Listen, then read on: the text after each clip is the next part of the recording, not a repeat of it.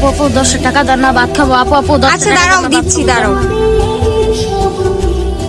এগুলা টাকা দিয়া কি লাভ? ওরা তো টাকা দিয়া ডেন্ডি খায়। বুঝে দেখেন, দৌড় দিল। আমি ওরে টাকা দিছি ভাত খাওয়ার জন্য, এখন ওই টাকা দেওয়া কি করবে ওইটা আমার দেখার বিষয় না। এ সুফিয়া, চল তো।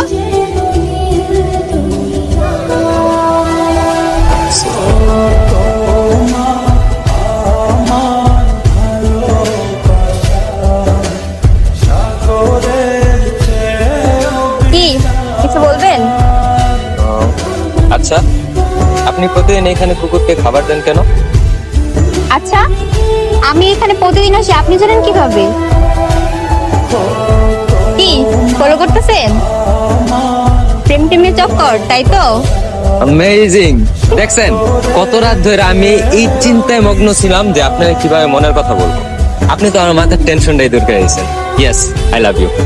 আচ্ছা, আপনি তো আমার সম্পর্কে কিছুই জানেন না। এখন আপনি তো আমার চেহারাই ভালো করে দেখেন নাই, দেখছেন শুধু চোখ।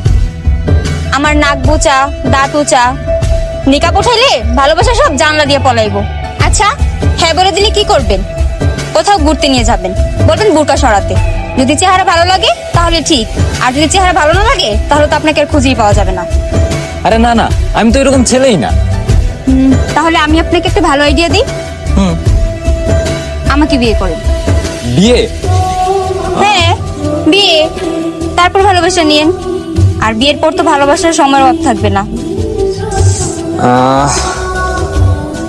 কথায় যুক্তি আছে, বাট বিয়ে। দেখছেন না বিয়ের কথা শুনে কিভাবে চেহারার রং বদলাই গেল? আমি জানতাম এগুলা ভালো লাগা, ভালোবাসা না। কি রে, কারে খুঁজিস? না কাউকে। এক্সকিউজ মি, আরে জয়, আপনি? আমি তো ভাবছি বিয়ের কথা শুনে আপনি পালিয়ে গেছেন। আচ্ছা শোনেন, এসব প্রেম টেমের চক্কর বাদ দেন। আজকে থেকে আমরা ভালো ফ্রেন্ড হয়ে থাকি। সোফিয়া, আমরা বিয়ে করব। আর এই দেখো, তোমার জন্য শাড়িও আনছি। আর এমনিতে বিয়ের কেনাকাটা আর অ্যারেঞ্জ করতে 2 দিন সময় তো লাগে।